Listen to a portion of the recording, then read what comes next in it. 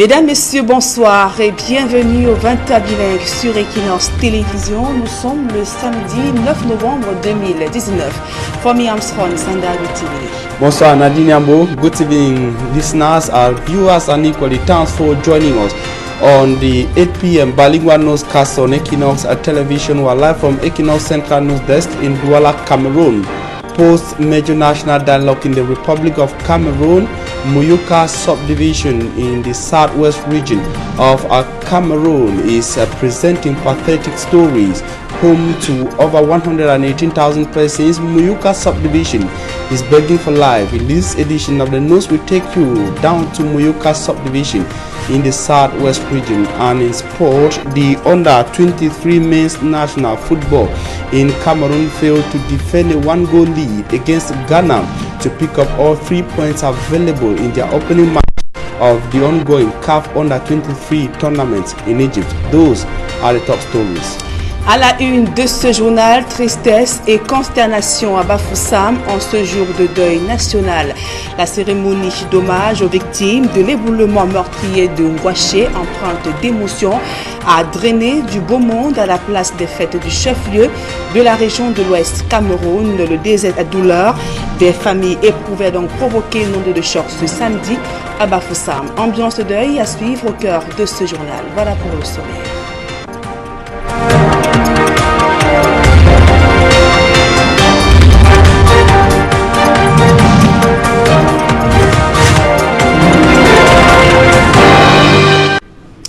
Mesdames, Messieurs, une fois encore, bonsoir et merci d'honorer ce rendez-vous de l'information sur Equinox Télévision. D'abord, dans le chaudron de la crise anglophone, les populations de Makanda, Muyuka, dans la région du sud-ouest Cameroun, vivent la peur au ventre à cause des exactions des bandes armées qui sévissent dans cette localité depuis 3 ans déjà. Et pour leur redonner donc confiance et reprendre avec les activités, le BIR a donc mené une double campagne de santé, distribution des produits alimentaires. Le reportage d'Innocent Abega et de Xavier Fouca.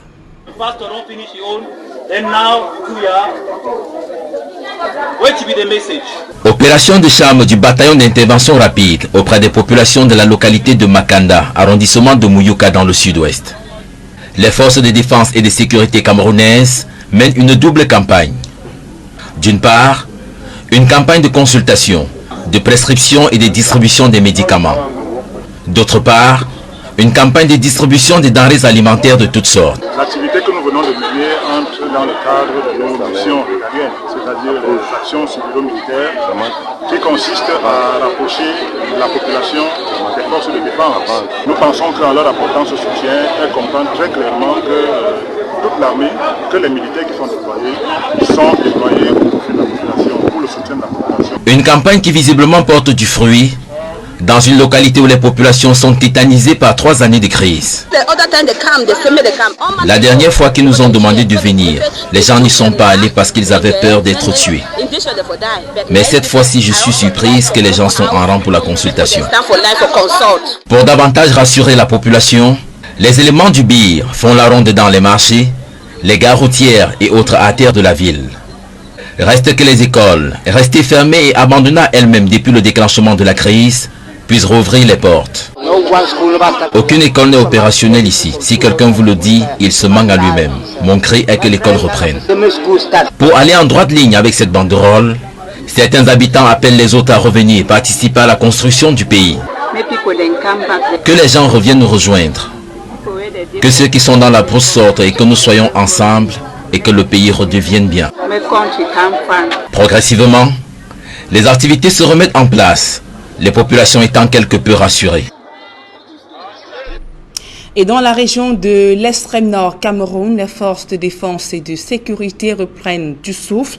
À Kousséri, elles ont effectué une marche longue de 20 km dont le but est l'objectif est de renforcer les liens entre les différents corps présents sur le terrain. Une fois de plus, Xavier Fouca et Innocent Abega. Les artères de la ville de Kousséri dans le département du Logon-Echari, région de l'extrême nord, ont été le théâtre d'une marche des éléments de force de sécurité et de défense camerounaises, dénommée au-delà de la routine et de l'angoisse.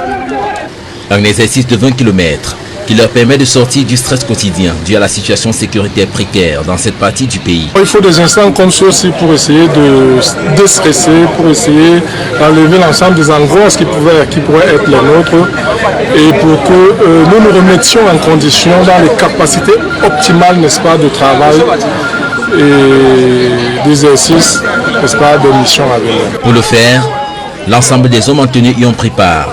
Militaires, policiers, bataillons d'intervention rapide, sapeurs-pompiers, douaniers, pénitentiaires, gendarmes, tous mis ensemble pour renforcer les liens par cette marche dite de cohésion. Qui reste en droite ligne de directive de M. Le Cède, chargé de la gendarmerie, qui a instruit, n'est-ce pas, de pareilles activités dans le sens de la cohésion, il faut le dire par rapport aux objectifs, dans la cohésion des unités, le sens de la cohésion davantage des hommes. Pour les prochaines éditions de cette marche qui se veut mensuelle, les organisateurs espèrent la participation de toutes les couches sociales pour le renforcement du diptyque Armée-Nation tant prôné.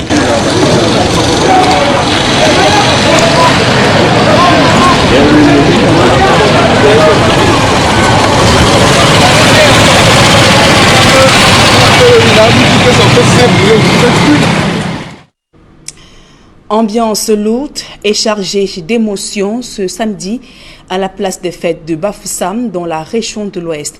La cérémonie d'hommage aux victimes de la catastrophe de Ngouaché a drainé du beau monde de membres du gouvernement, autorités administratives, politiques et même autorités politiques et religieuses. Tous ont répondu présents. Le chef de l'État, Paul Biya, était représenté par Joseph John Gouté. L'obsèque officielle, les corps des 43 victimes ont été remis aux familles pour inhumation. Le reportage de Leclerc Sakem. Consternation, affliction et tristesse à la place des fêtes de Bafoussam, totalement en noir, qui a accueilli ce samedi la cérémonie officielle à la mémoire des personnes décédées dans la catastrophe du 28 octobre dernier. Cérémonie placée sous la houlette du Premier ministre, représentant personnel du chef de l'État. À son arrivée à Bafoussam ce samedi matin, Chief Joseph Diongouté est allé se recueillir au lieu du sinistre avant de rejoindre la place des fêtes de Bafoussam, pris d'assaut par les familles éprouvées. Personnalités d'État, autorités traditionnelles, religieuses et les populations. Dressés près des dépouilles, le représentant du chef de l'État s'incline pour saluer la mémoire des décédés. Dans ce lourd atmosphère vont se succéder des prières. Si nous vivons pour le Seigneur. Et si nous mourons pour le Seigneur. Ainsi dans notre vie comme dans notre mort, nous appartenons au Seigneur. Car si le Christ a connu la mort, puis la vie, c'est pour devenir le Seigneur et des morts et des vivants. Des discours et témoignages. La lecture du télégramme du chef de l'État par le gouverneur de la région de l'Ouest. Je tiens à cette dramatique circonstance à adresser aux familles des victimes mes sincères condoléances, auxquelles je joins la compassion émue de mon épouse. Je vous demande de transmettre mes vœux de prompt rétablissement aux blessés et de réconfort aux rescapés. Veuillez agréer, monsieur le gouverneur, les assurances de ma parfaite compassion. C'est signé Paul Biya. Le geste de reconnaissance du Premier ministre victime et la remise des dépouilles aux familles pour inhumation dans les différents villages respectifs. Une enveloppe de 250 000 francs CFA à chaque famille. Le triste record est battu par le village de Bamendou dans le département d'Aménois où 30 des 43 corps ont été acheminés. Le président du mouvement pour la renaissance du Cameroun, le professeur Maurice Kamto, venu pour la circonstance, sera recalé à l'entrée de l'esplanade par les forces de l'ordre parce qu'ayant accusé en retard d'ordre protocolaire.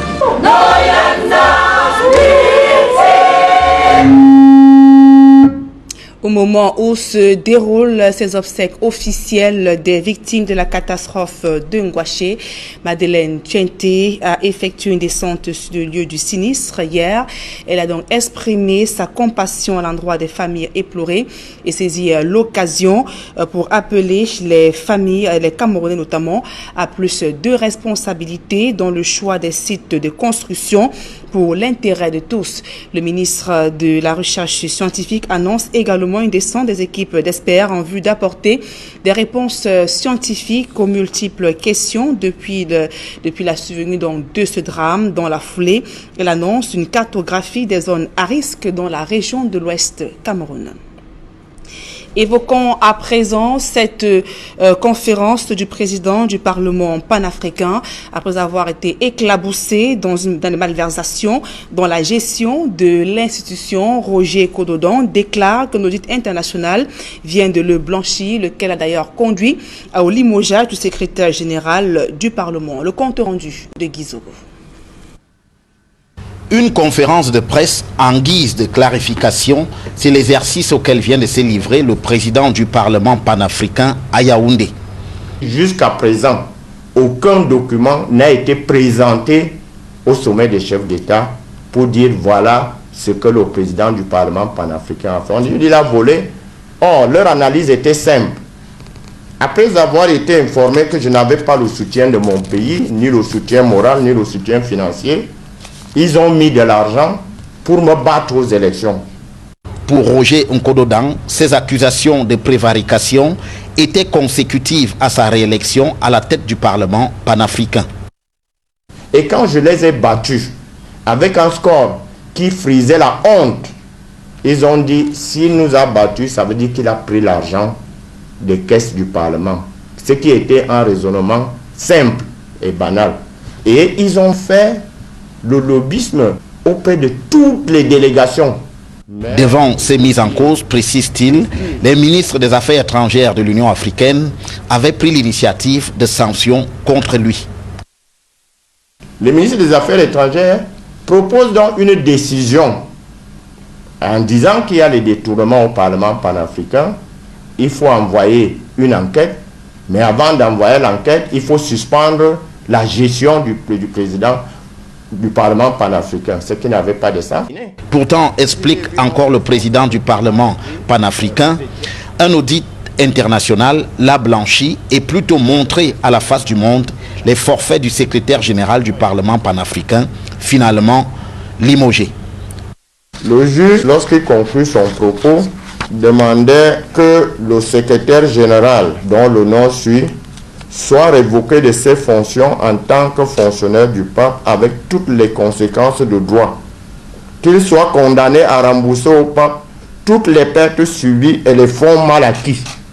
Roger Nkododan, qui souhaite aujourd'hui que son honneur bafoué soit rétabli, dit se garder de rendre publiques les conclusions de l'audit qui seraient à son avis explosives pour l'Union africaine.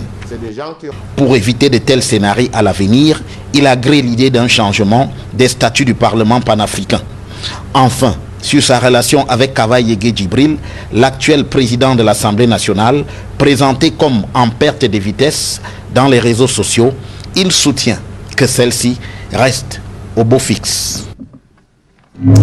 Et la médiation comme modèle de gestion des crises en entreprise. Le groupement interpatronal du Cameroun vient de lancer cette formule de litige dans les milieux d'affaires. Il s'agit de répondre aux exigences du monde des entreprises en contournant les lenteurs et d'autres contraintes qu'imposent les procédures devant les tribunaux. Le reportage de Farel Bounia, Donald Brice, Kamgan. Avec les récentes modifications des textes OADA et l'entrée en vigueur attendue de la zone de libre-échange africaine, le secteur privé africain est plus que jamais condamné à s'arrimer aux exigences de l'économie moderne. Ce sont ces deux principaux facteurs que le président du GICAM, président du Conseil supérieur du désormais Centre de médiation et d'arbitrage du GICAM, s'est attelé à expliquer dès sa prise de parole devant les opérateurs économiques. Les litiges entre les entreprises et un ou des tiers partenaires seront désormais portés soit devant les arbitres, comme c'était déjà le cas, soit devant les médiateurs désormais. Une procédure de médiation, ce sont 2 ou 3 personnes ou plus qui ont un différend et qui souhaitent le résoudre hors des tribunaux d'une manière, je dirais, amiable. Il suffit d'adresser une demande au centre de médiation et d'arbitrage du GICAM, lequel va informer l'autre partie de l'existence de votre demande. Ensuite, il y aura paiement des frais, désignation d'un médiateur par les deux parties qui doivent être d'accord, et ce médiateur à travers plusieurs audiences, va amener les parties à se parler, à se regarder et à trouver une solution à leur litige. La plus-value avec le CMAG, c'est qu'en contournant les tribunaux étatiques avec leurs coûts et leurs procédures souvent non maîtrisables, le secteur privé mise sur la gestion rationnelle du temps et des ressources, élément très cher dans les milieux d'affaires. Tamismani résume les anglo-saxons. Rapidité, puisque vous avez vu que dans les textes, le délai est de 3 mois, mais souvent il est inférieur. Ça dépend tout de même de la bonne foi des parties. Ensuite, il est absolument confidentiel et il a un coût modéré. Mais le niveau de confiance entre le centre et le secteur privé dépendra de la transparence et de la qualité des médiateurs et des arbitres. Ce que nous avons dit, c'est qu'il faut qu'ils soient de bonne foi. Être de bonne foi signifie tout simplement qu'en réalité, qu'ils agissent de façon objective. Et que l'objectif principal, c'est que les entreprises, les partenaires puissent s'accorder. Les gens qui hier étaient main dans la main et qui se trouvent aujourd'hui séparés, on peut les réconcilier. C'est ça qu'il s'agit en fait. Attendu maintenant, l'entrée en scène des médiateurs, ce sont des personnalités reconnues pour leur intégrité et leur objectivité. Ils peuvent être désignés par les parties en conflit elles-mêmes. Autre actualité au cœur de ce journal, les populations de Ngambé dans la Sanaga maritime ont accueilli le nouveau sous-préfet avec une série de doléances. Elles qui disent vivre dans une précarité espèrent donc un réel changement dans les tout prochains jours. Le reportage de Gladys Sidi. Ngambé a mal à ses routes. Ngambé souffre d'un sous-développement galopant. Les jeunes qui peinent à se réaliser sur place désertent les lieux pour aller chercher fortune ailleurs. Autant de problèmes que les populations espèrent résoudre avec l'arrivée du nouveau sous-préfet. Nous avons des problèmes dans cet arrondissement. Nous pensons qu'avec le sous-préfet, nous allons continuer parce que nous avons commencé avec le prédécesseur. Il part, la route est encore à mi-chemin, à 12 km d'ici. Nous espérons que, comme le préfet l'a si bien dit, le sous-préfet entrant va mettre son entre-gens pour que nous puissions coaliser, mutualiser nos forces. Un administrateur, c'est un rassembleur d'abord. C'est un moteur du développement dans le coin. Administrateur. Donc j'ai besoin d'un administrateur qui vraiment respecte les missions qui lui sont assignées par le chef de l'État. Ce que j'attends de lui, c'est la première des choses, c'est la bonne collaboration. C'est le maire qui peut très bien l'orienter sur ce qui concerne son arrondissement. Durant la cérémonie d'installation, le préfet n'a pas manqué de lui faire quelques recommandations. Du monsieur Kenye Simplice Hervé pour désormais diriger l'arrondissement de Ngambé en remplacement de monsieur Nokuri Samuel Nopa, appelé à présider aux destinées de l'arrondissement de Yaoundé 4e, département du Foudi, région du centre. Il faut bien le dire, l'administration est une continuité et l'arrivée d'une nouvelle autorité administrative ne doit pas être perçue comme une révolution, mais plutôt comme une évolution. Pour changer la donne en Ngambé et améliorer les conditions de vie des populations, le nouveau sous-préfet appelle à la collaboration de tous.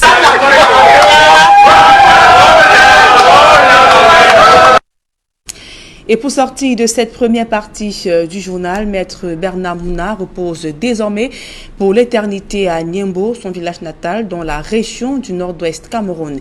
Il a été inhumé ce samedi. Décédé le 6 octobre dernier, l'homme politique et avocat a reçu des hommages judiciaires hier à la Cour suprême. Les confrères décrivent l'ancien bâtonnier comme étant un homme exemplaire et professionnel. Élisée Borba et Aïe Cyril. At the Supreme Court from 1 p.m. to 3 p.m. we are going to have 3 temps forts pour saluer la mémoire de Bernard Achomouna. D'abord la morgue de l'hôpital gynéco-obstétrique et pédiatrique de Ngousso, où a lieu la levée de corps. Tristesse et désolation gagnent les visages. C'est bon. C'est bon. De la douleur. Je viens de perdre mon père pour la 2e fois. C'était plus qu'un mentor, c'était papa. Merci. Je suis très choqué parce qu'il était mon avocat dans mon procès à la cour militaire. C'est une icône. J'ai suivi le procédure de Batoné Mouna, Batoné Yondo quand j'étais étudiant à l'université. C'est ça qui m'a poussé pour devenir avocat. Donc on a perdu l'un des meilleurs avocats. C'est le bâtonnier des bâtonniers. C'est un immense vide pour le barreau, pour le Cameroun et pour l'Afrique et pour le monde, parce que n'oubliez pas qu'il fut procureur de l'humanité auprès du tribunal pénal international. Donc c'est un grand homme qui nous quitte. Il a été un grand magistrat, il a été un grand avocat, il a été un grand bâtonnier. Et c'était mon parrain, tout le monde le sait. Et aujourd'hui, je ressens un grand vide autour de moi. J'espère que je trouverai la force pour combler cette disparition. Ensuite, la fondation Tandem Mouna, au centre-ville de Yaoundé, où la dépouille marque un temps d'arrêt. Ici, un portrait géant de Bernard Mouna indique que le défunt aura vécu de 1940 à 2019, soit 79 ans. Tout à côté, un livre d'or est apprêté pour les messages de condoléances. Enfin, la Cour suprême de Yaoundé, où une banderole accueille les participants avant la haie d'honneur formée par les avocats pour accompagner la dépouille de Ben Mouna. L'hommage judiciaire se fait en présence du ministre délégué auprès du ministre de la Justice, garde des Sceaux, du ministre délégué à la présidence de la République chargé du contrôle supérieur de l'État, de l'ancien premier ministre chef du gouvernement, Peter Mafani Moussongue, des anciens bâtonniers, des magistrats et collègues avocats. Tous gardent de maître Bernard Mouna le souvenir d'un homme exemplaire. On avait l'habitude de l'appeler au cabinet par, n'est-ce pas, ceci montre, n'est-ce pas, le degré d'affection peut-être qu'on avait pour lui. Ce que je retiens, n'est-ce pas, de notre père, mon parrain, c'est que c'était un homme, malgré le fait qu'il était très haut, situé sur le plan social, mais il avait toujours, n'est-ce pas, il paraissait toujours très proche du commun de mortel. Vraiment, je n'ai pas assez de mots pour décrire l'entièreté, n'est-ce pas, de la personnalité de Bernard Mouna, mon défunt parent. Né le 25 mai 1940 à Bangso, dans la région du Nord-Ouest, Bernard Achomouna embrasse d'abord une carrière de magistrat avant de démissionner en 1971 pour devenir avocat. Admis au Conseil de l'Ordre en 1977, il sera élu bâtonnier 9 ans plus tard, c'est-à-dire en 1986. Accueilli au début de sa carrière dans la profession par Bernard Mouna, le bâtonnier en chair, Maître Charles Tchakounte Patsé, définit le défunt comme un professionnel courageux, respectueux et attaché aux valeurs de la profession. C'est une souffrance extrême pour moi en tant que bâtonnier en chair d'enterrer un ancien bâtonnier, un avocat tout court. La peine est d'autant plus forte qu'il s'agit d'un personnage exceptionnel, comme je l'ai indiqué, d'une icône de notre corporation, quelqu'un qui a posé les bases de l'avocature dont nous tirons aujourd'hui les fruits. C'est un moment de tristesse, un moment de peine. Et vous avez, je pense que vous avez lu la peine sur les visages des avocats. De 1986 à 1994, le bâtonnier Bernard Mouna aura dirigé le barreau du Cameroun pendant 3 mandats de 2 ans chacun. Un fait inédit qui fera de lui un bâtonnier exceptionnel. Un grand moment de tristesse, d'émotion et de compassion, parce que le bâtonnier Bernard Mouna, que j'ai bien connu, nous entretenions une relation quasiment filiale, était un homme de cœur, un homme d'un grand talent, un remarquable avocat et un humaniste. Et c'est la raison pour laquelle nous sommes fait un devoir de venir ce matin lui porter ce témoignage. Nous perdons là une grande figure de notre barreau, une icône, et je suis particulièrement triste ce matin. Au moment où le barreau pleure l'un de ses illustres membres et que la nation regrette la disparition d'un homme de droit accompli, le défi pour sa famille nucléaire reste de pérenniser son œuvre. Un livre très exemplaire et il a beaucoup travaillé. Alors c'est ce travail qu'il faut qu'on continue. Okay? Nous sommes en train de célébrer sa vie. Voilà ce qu'il faut. Voilà. Les applaudissements nourris des avocats autour du cercueil, avant que la dépouille ne prenne la route pour l'éternité, témoigne de la grandeur de Maître Bernard Atchomuna, qui sur le plan politique créa l'Alliance des forces progressistes AFP le 25 mai 2017 avant d'être candidat à l'élection présidentielle de 2011 au Cameroun. Signalons donc que Maître Bernard Mouna repose donc désormais pour l'éternité à Niembon, son village natal, dans la région du nord-ouest Cameroun. À présent, la deuxième partie de ce journal en langue anglaise avec vous, Fomi Armstrong Sanda. Thanks Nadine Yambo. You are staying with us in this second segment of news in the English language. We begin with the story from Bafoussam, west region of Cameroon, where today had a very emotional atmosphere witnessed in that part of the west region of Cameroon, precisely at the Bafoussam ceremonial ground, as the nation gave last honors to 43 persons killed in a landslide at Ngwashi, that's in the Bafoussam 3 municipality, last October, chaired by the Prime Minister of the Republic of Cameroon, Chief Dr. Joseph John Gutti, personal representative of President Paul Biya. The ceremony brought together government ministers, traditional rulers, religious authorities, elites of the west region of Cameroon, and bereaved families. The envelope of the state was handed over to bereaved families as they took away their loved ones to various parts of the Republic of Cameroon.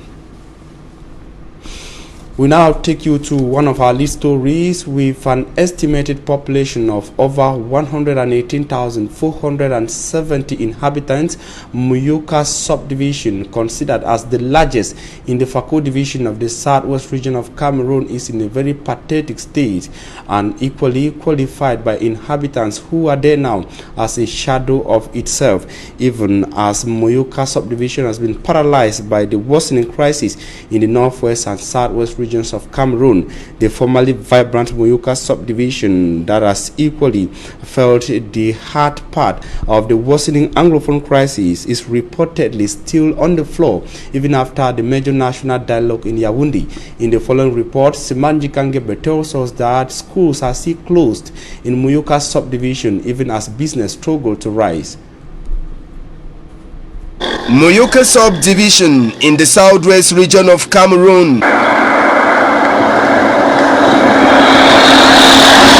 It is a subdivision that is blessed with natural resources, with a majority of its inhabitants being farmers. Unfortunately, the crisis in the northwest and southwest regions has crippled business activities in Muyuka that was once considered as the economic breadbasket of Fako division.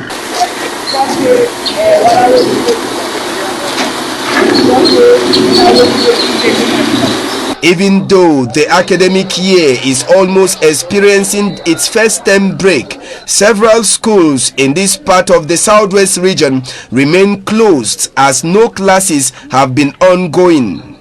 At one of the schools Equinox team visited, the office belonging to the head teacher has been attacked and books scattered everywhere.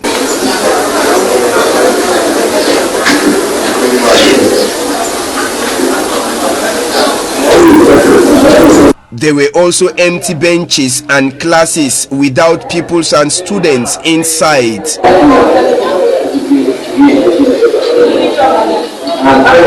The cry of most of the inhabitants here is for school to at least return. For the government, seeing the find solutions for the crisis, yes, meeting the camera normal because taking them. So what they do is most people be able for go school. Until the parents say me send them for school, you know they. Notwithstanding the shutdown of schools, Equinox TV visited Muyuka when it was calm. Reasons why the park in Muyuka was very busy with buses loading for different destinations. Also, some courageous business persons were spotted in front of their stores hoping to make ends meet. The cry of the population in Muyuka subdivision is for government to hasten up and put into law the recommendations taken at the major national dialogue which took place recently. And still within the paralyzed Muyoka subdivision, elements of the Rapid Intervention Battalion of the Cameroonian Army, known in French as B, went visiting to assist some inhabitants of Makanga, which is a locality in this subdivision of the Fako division, southwest region of Cameroon. They equally exercise, according to Simanji Kangrebe, was supervised by the Lieutenant Colonel of the unit of the Cameroonian Elite Force in the southwest region of Cameroon, precisely in the Meme division. His report. It is in line with the civilo-military cooperation of the Rapid Intervention Battalion Force B that its forces descended to Makanga quarters in Muyoka subdivision to assist suffering inhabitants of the area. The mission and the action that we have conducted in Makanga Muyoka subdivision is part of the military missions. These are civil and military cooperations. It means anything that shows the rapprochement between the population and the militaries that are deployed for the security. So in Makanga, we have come to conduct a medical campaign. Free consultation and free medication has been given to the population. Then we also came with the donation of goods, of food. The elements of B came with bags of rice, salt, spaghetti, vegetable oil, milk, and a host of other foodstuffs, which they shared to the hungry inhabitants of Makanga quarters who can't go about their normal activities again as a result of the ongoing crisis, which hasn't left Muyoka aside. The turnout of the population, according to the head of the military delegation, was as a result of the fact that the fear factor is gradually leaving the population as to what they thought about the military. Very recently, we have conducted some major operations that has helped the population to be liberated from some terrorists that have been harassing them for long. That's why you have seen this massive turnout today. The population in Makanga now feels free to come out, to come close to the militaries, to interact with the militaries. Free consultations and distribution of drugs to those diagnosed with light illnesses was also done, while those with severe health issues were transferred to a hospital. The action of the Rapid Intervention Battalion Force B comes weeks after same action was done at Mile 40, a village close to Muyoka subdivision. Okay. Mommy, come and take the salt. Okay. Inhabitants of Ngambe subdivision in the Sanaga Maritime division of the littoral region of Cameroon have advanced a very poor road network as their major problem. Their worries were sent to the newly appointed divisional officer for that subdivision. Emine Luga tells us more.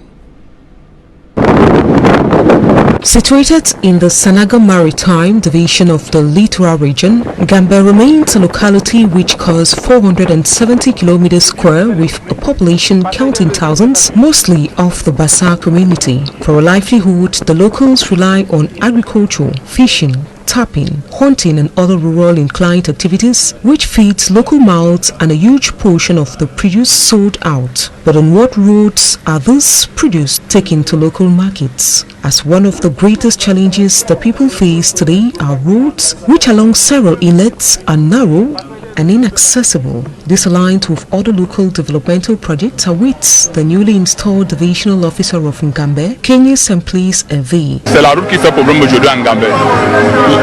This local administrator emphasizes on the need for good roads which should be accessible. As he says, this is the main problem the people of Ngambe face. There are no roads and as such development is hardly to follow.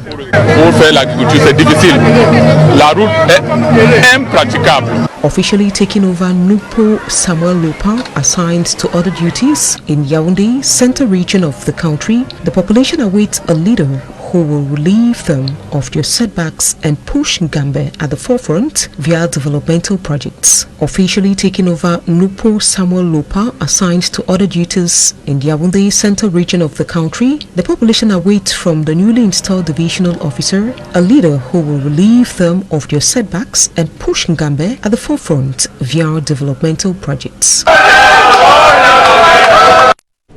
Disturbed by the situation of refugees across the world, the United Nations High Commission for Refugees has launched a project to help refugees acquire loans in their host communities. The said project was extended to Cameroon and to the city of Douala, and most of the refugees that benefited were those from the Central African Republic, as presented in the following report by Hemin Eluga.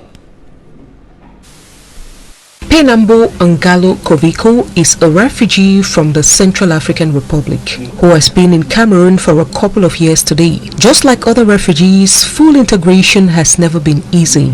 With a handwork, he has received a loan via the help of the United Nations Humanitarian Commission for Refugees, which has recently signed a convention with a local microfinance in a bid to help refugees be autonomous in Cameroon. The Fruitful Baby Project, which today leaves such beneficiaries make ends meet irrespective of daily challenges. Being an esthetician, he states that challenges faced turn around the slow business pace, and this as a result of the crisis in the country, handicapping activities. These and more challenges also faced by Homala Fiek Sever, a refugee still from the Central African Republic who assembles locally made charcoal pots for a livelihood. The refugee explains that their needs turns around the work tools such as shoes and also a better site to make their activity visible. As it's now, there are a few refugees of this sort who have received the cash push from the United Nations Humanitarian Commission for Refugees with foundational goals to financially empower them. We started this project at the beginning of this year, and we have noticed we have many groups that have refugee groups that have been constituted and they have been legalized and they have received funding. And we have also been able to train some other refugees through this project. But there are still some challenges which we have to overcome. So at the end of this year, we'll have an evaluation with all the partners and with the refugees. Cameroon having its doors opened to refugees with the United Nations Humanitarian Commission for Refugees, we would note the welfare of these displaced persons is also ensured by Plan Cameroon. And Batonier Benamuna is now resting in his native Nyembo village, that's in the Momo division of the northwest region of the Republic of Cameroon. The lawyer, magistrate and a politician died last October, and in the following report we capture some key moments of his life. An astute lawyer, a magistrate and politician, the erudite legal mind barrister Bernard Muna Achu, popularly known as Ben Muna, excelled in what he did. Bernard Muna, the lawyer and magistrate, was admitted into the English bar in 1966, becoming state counsel in the office of the Attorney General, with responsibility to prosecute all criminal cases in the Federated States of West Cameroon. He was named magistrate in 1969 and chief prosecutor for the then Northwest Province in 1971. Bernard Muna will also be remembered as one of the few Cameroonians who resigned from the public bar to establish his practice in Buea. Bernard Muna became batonier in 1986 when he was elected as president of the Cameroon Bar Association, a position he retained until 1992. Better known as Ben Muna on the political scene, he founded the Alliance of Progressive Forces, a party under which he ran as president of the Republic of Cameroon in 2011. Ben Muna later steps down as APF national president, handing over to Alice Sajo. The star Ben Muna was equally bright on the international scene. He was named United Nations Country Rapporteur for Penal Reforms and Crimes Prevention in 1987 and then elected as president of the newly created Central African Lawyers Union. Bernard Muna was equally appointed Deputy Prosecutor of the International Criminal Tribunal for Rwanda in 1997, and in 2013, Bernard Muna was named member of the United Nations Commission of Inquiry on the Situation in the Central African Republic. Batonier Bernard Acho Muna is the son of late Solomon Tanden Muna, Cameroon's one-time Prime Minister. And the national under-23 men's football team in Cameroon failed to defend a one-goal lead against Ghana to pick up all 3 points available in their opening match of the ongoing CAF Under-23 Championship in Egypt. Simanji Kange tells us more.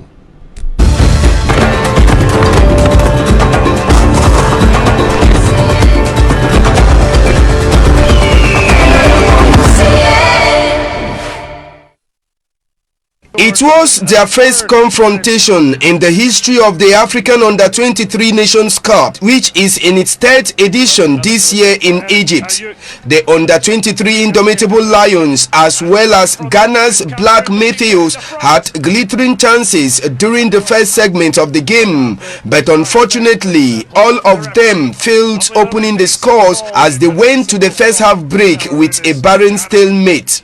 Look to make an impact at the other end. They've been under the caution a little bit. The boys of coach Rigobert Song Bahanak finally broke the deadlock at the 58th minute through a sensational free kick that was taken by Frank Evina that beat the defensive wall and Ghana's goalkeeper Kwame Ba.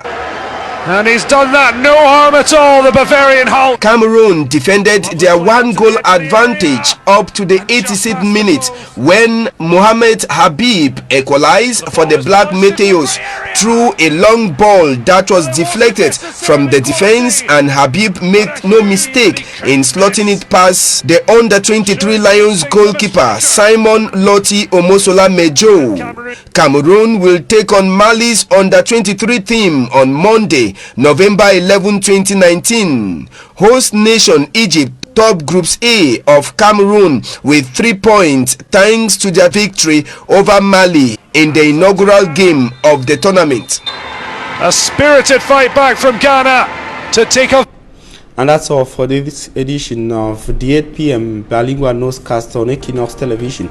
We thank you for your very kind attention. Wishing you a blessed stay in the company of programs on Equinox Television. Adinyamo, have a nice evening. Merci, Fomi Armstrong Sanda. Fin de ce journal. Mesdames et messieurs, merci pour votre aimable attention et passez d'agréables moments en compagnie de nos programmes.